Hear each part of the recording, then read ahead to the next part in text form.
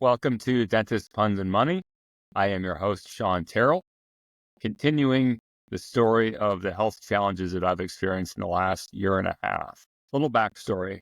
I have ridden from the Des Moines area to Iowa City on Interstate 80 eastbound hundreds of times in my life. But I have never had a ride like the one I had in early June of 2023. It's the middle of the night. I can't see, and I know we're going the wrong way. Being transferred from a hospital in downtown Des Moines to the University of Iowa Hospital in Iowa City because in the last 24 hours, I started experiencing double vision, and they're trying to figure out what's going on. So that's why I can't see, plus the fact that it's the middle of the night. But I can make up enough of the landmarks that I can see outside the window to realize that we are not going the right way. About the time I speak up and alert the ambulance driver to this, she turns around and starts going the other way on the interstate. But doesn't really acknowledge the fact that we spent at least 10 minutes driving the wrong way. And for the first time in the last 24 hours, given everything that's happened, I feel a little bit anxious and nervous and upset about what's going on. I'm strapped to a gurney in this ambulance being transferred to Iowa City. Never been a passenger as a patient in an ambulance probably in my entire life up until 24 hours ago. And now this was my second ambulance ride in the last 24 hours.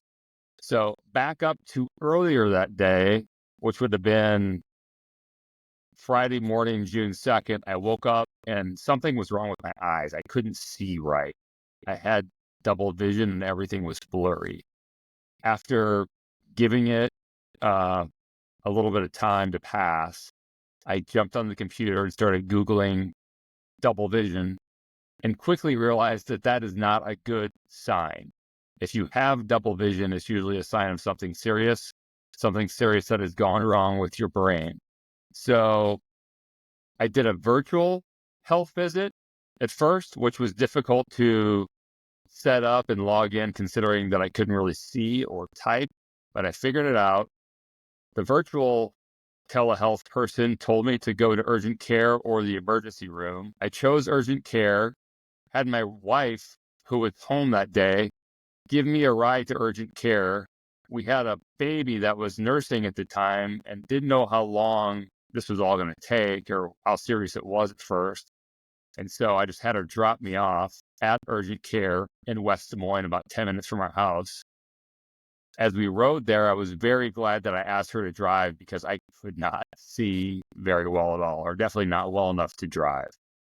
And I wouldn't drive again for several months, but I'll get to that.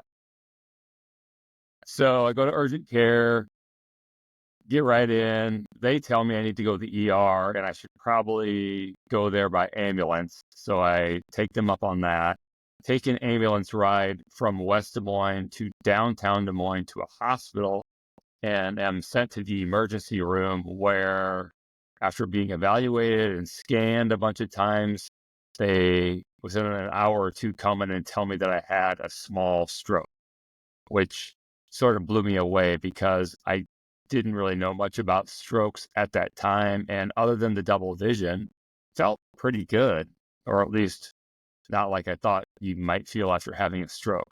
So that's what they thought happened, but they didn't know what caused it. And one of the scans or one of the MRIs or whatever it was showing something funny on my brain, which they thought might be a brain tumor. So they wanted to transfer me to a different hospital and eventually decided to transfer me to the hospital in Iowa City, which in Iowa is probably the most specialized hospital that you can go to. So I figured out pretty quickly it was serious. And the only problem was getting to Iowa City, which was probably 10 miles out of our way. But I did make it to Iowa City okay. Not a fun trip. Didn't sleep at all, even though I was exhausted. and got to the hospital in Iowa City very early in the morning on Saturday, June 3rd, 2023.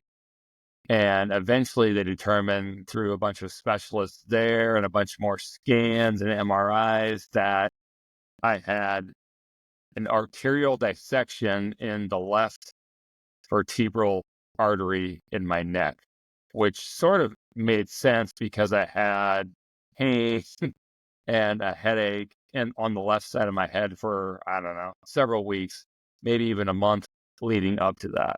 So no brain tumor, good. Arterial dissection, bad. But the good news was, other than the double vision, they didn't think anything else was seriously wrong with me. But they kept me in Iowa City overnight just to be sure and to run a bunch more scans and to figure out the best way to treat the problem. Eventually, I was admitted, as I just mentioned, and the most unnerving part of that was being in the stroke unit in Iowa City, where there was, in my same room, section, whatever you want to call it, another man who was on a ventilator and completely unable to talk or communicate. And according to the nurse who was attending to both of us, pretty much not there, as he said. And so I had a fleeting thought that that would just be a terrible existence, to be on a ventilator in a hospital for an extended period of time and not really know what was going on or be able to communicate. Eventually, the next day I was discharged from the hospital in Iowa City, but not before meeting with a neurosurgeon or a team of neurosurgeons who evaluated my scans and were trying to determine whether or not I needed a stent in my neck to treat the arterial dissection that they determined I had. They decided that, given the severity of things and my age and everything put together, that I did not need a stent, which I was at the time very relieved for, because I did not want to stay in the hospital any longer and certainly did not want to have surgery if I didn't have to. So I was sort of relieved that I could go home that day and recover at home. Which, frustrating thing about having a stroke is, a lot of times the treatment plan is just time. There's not much you can do. There's not much they can tell you to do except wait around and wait for your vision to come back. But that might take weeks or months or longer, and it might not come back the way it was before at all. So I end up back in West Des Moines at my house, less than, well, right around 48 hours after everything happened. And they gave me aspirin and a few other medications to treat things, but nothing too aggressive, I guess. And in hindsight, that was was a mistake. And things would take a different turn in the days ahead. And there was another ambulance ride in my future, the third one in less than a week. But this one I would not remember. And I'll get into more of that on the next episode. But that's enough for today. Thanks for listening. Thanks for watching. And thanks for following along.